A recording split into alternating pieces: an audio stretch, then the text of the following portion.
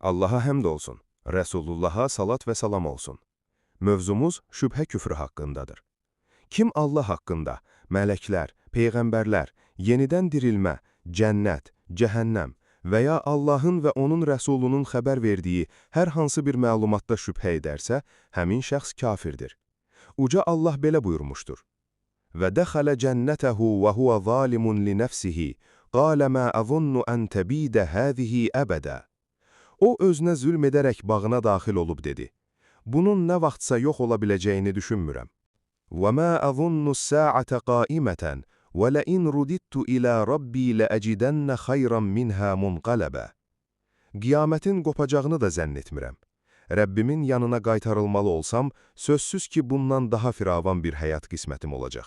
قَالَ لَهُ صَاحِبُهُ وَهُوَ يُحَاوِرُهُ أَكَفَرْتَ بِالَّذِي خَلَقَكَ مِنْ تُرَابٍ ثُمَّ مِنْ نُطْفَةٍ ثُمَّ سَوَّاكَ رَجُلًا.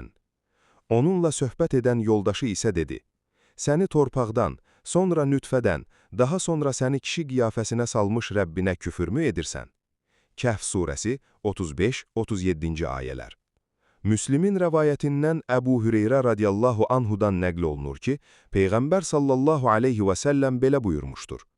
Kim Allaha qovuşduqda, onda heç bir şübhə daşımadan Allahdan başqa ilah olmadığına və mənim Allahın rəsulu olduğuma şəhadət edərsə, cənnətə girər.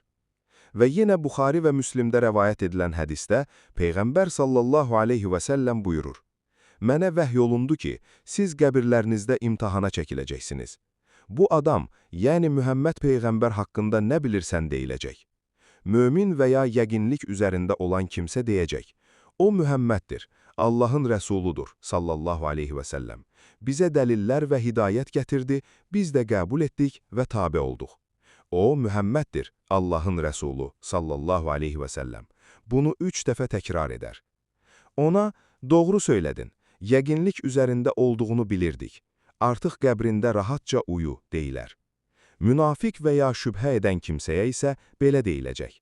Bu adam haqqında nə bilirsən? Yəni Mühəmməd Peyğəmbər haqqında nə bilirsən?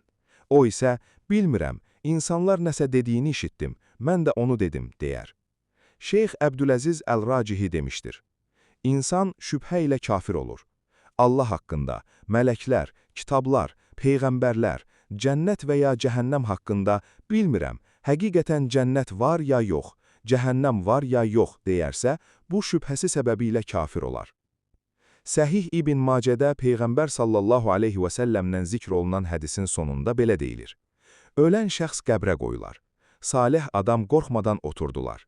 Hədisin davamında, pis adam isə qorxu və dəhşət içində oturdular. Ona, dinin nədir? Sən hansı dində idin deyilər. O isə, bilmirəm deyər. Bəs bu adam kimdir, deyilər.